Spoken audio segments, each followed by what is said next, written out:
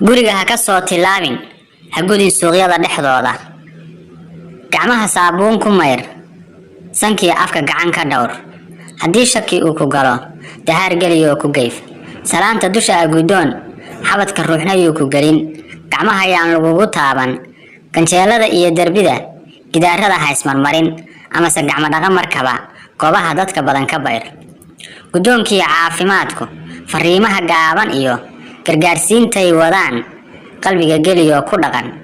intaan cudurkan ku gelin gashaan baad heli kartaa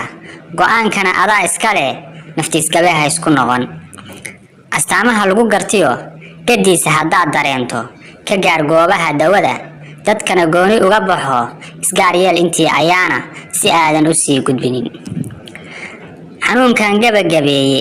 malaha gaal iyo islaam aadana waa wada galaa qaar baa jira gaabiso talada aan dhagaha gelin ayagoo aan garanahayn haddana waanadu gelayn dadkana hoodaada gelin war beenay gurahayaan kuwaas ayaga iskabae adiga khatar yay ku gelin dadaal geli faya qabkaaga guulana caafimaad ka bari